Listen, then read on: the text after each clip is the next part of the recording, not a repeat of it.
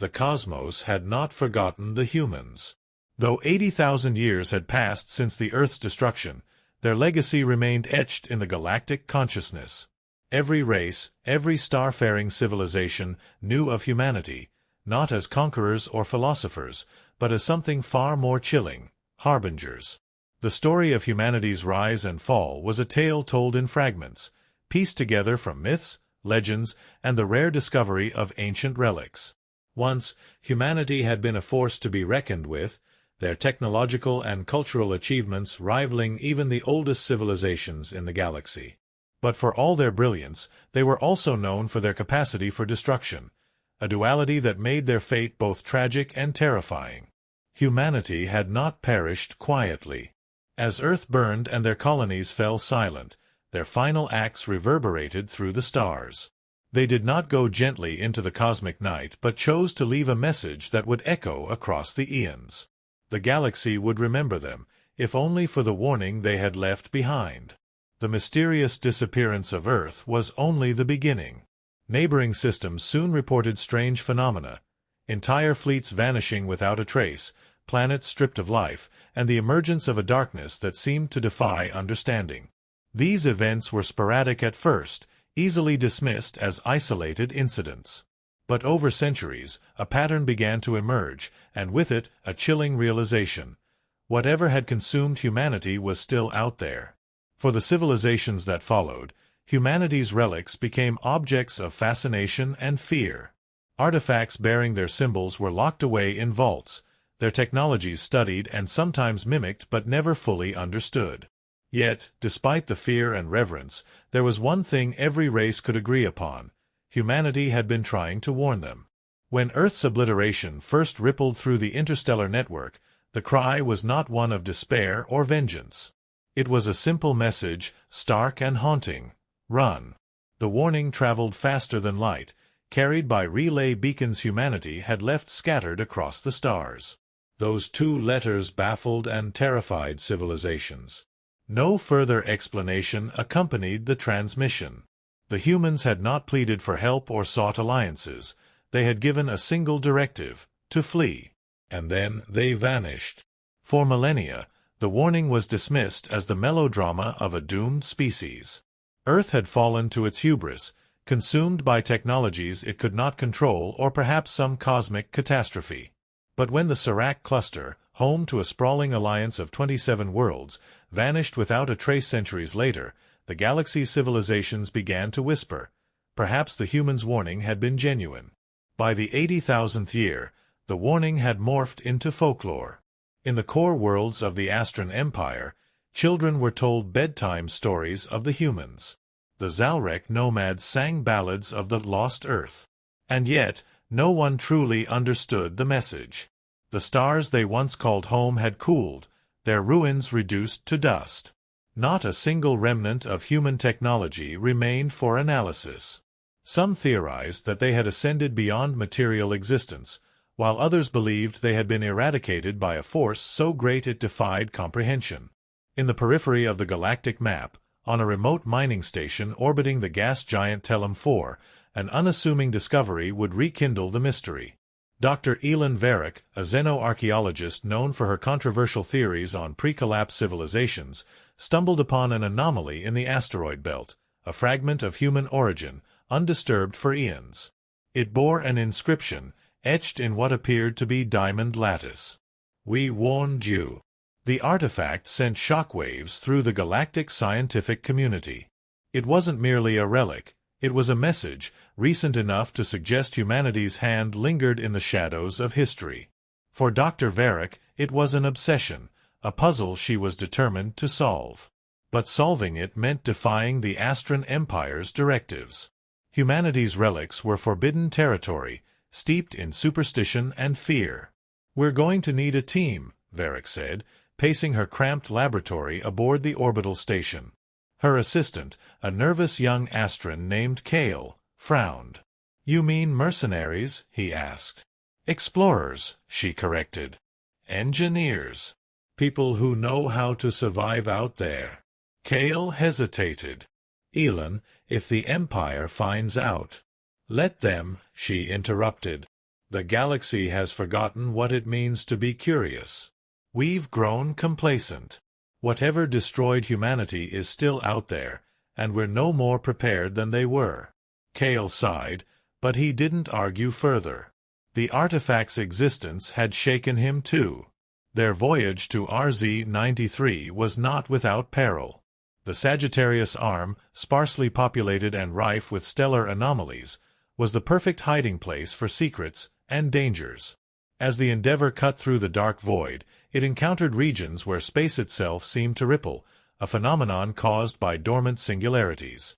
The crew, a mix of seasoned explorers, pragmatic engineers, and mercenaries hardened by countless skirmishes, found themselves on edge. The vessel's bridge was a hub of activity. Captain Drax, a grizzled veteran with a reputation for navigating the galaxy's deadliest zones, stood at the helm. His cybernetic arm rested on the console, fingers twitching as he monitored the ship's systems. "We've got a gravitational spike ahead," called out Lyra, the ship's navigator. Her feline-like features, a hallmark of the Kyner species, were tense as she adjusted their trajectory. "Hold course," Drax ordered. "Varric, your treasure better be worth it." "It's not treasure," Varric replied, her eyes fixed on the artifact in her hands. "It's history." Drax snorted. "History doesn't pay bills or keep a crew alive." "This might," she countered. The ship shuddered as they breached the anomaly, its shields flaring under the strain. Cale gripped the railing beside Varric, his knuckles white. "Is this what every expedition feels like?" he muttered. "No," Varric said. "This one feels worse." The planet loomed large as they entered orbit. Its surface was a tapestry of jagged mountains, ash plains, and rivers of molten rock. Atmospheric readings indicated high levels of sulfur and methane, making it uninhabitable for most known species. Despite its hostility, the scans revealed an energy signature deep within its crust, consistent with the artifact's design. "Prepare for descent," Drax commanded.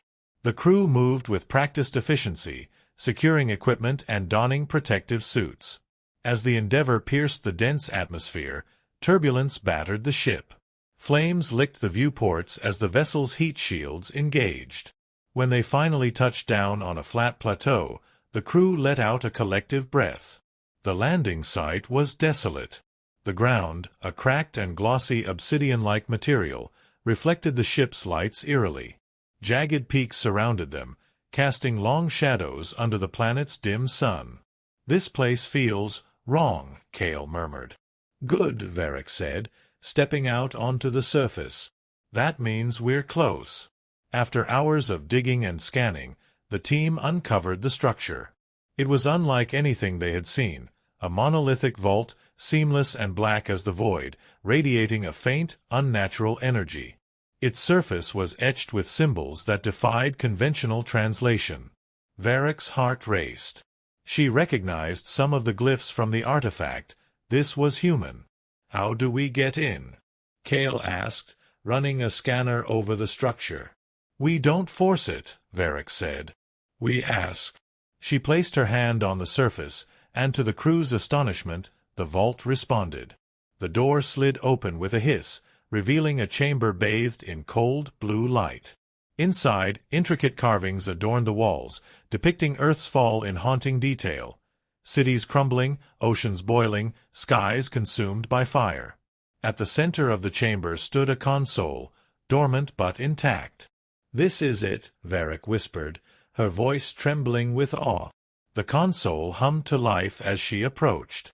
A hologram materialized above it, a man in a sleek, gray uniform. His features were unmistakably human, but his eyes glowed with an artificial light. "If you are seeing this," the hologram began, "then our final contingency has failed." The hologram introduced itself as Commander Elias Kane of the Unified Earth Command. His voice carried a gravity that silenced the room. "We faced a threat beyond comprehension," Kane began. "An entity we called the Harrow. It is not a species or a force of nature, but something far worse, a sentient, adaptive predator of civilizations. It comes for those who grow too advanced, feeding on their technology, knowledge, and life. The crew listened in stunned silence as Kane recounted Earth's desperate struggle. Humanity had unleashed their most devastating weapons, but nothing stopped the Harrow. In a last act of defiance, they created the Omega Beacon, a lure to draw the entity away from the galaxy's core. Earth was the bait, sacrificed to give the galaxy a chance to survive. "We bought you time," Kane said, his holographic eyes boring into Varric. "But time is running out. The Harrow adapts. It learns. And it will return." As the hologram faded, alarms blared aboard the Endeavour. A massive energy surge erupted from the planet's core, and the sky above darkened. A shadow-like mass began to coalesce, its form shifting and writhing as if testing the boundaries of reality. "It's here," Varric said, her voice barely audible. The Harrow had found them. "All hands, prepare for immediate evacuation," Drax shouted, his commanding voice cutting through the panic. The ground quaked violently as the vault's energy signatures spiked. The crew scrambled back to the ship, but Varric hesitated, staring at the console. "Varric, move," Kale shouted, grabbing her arm.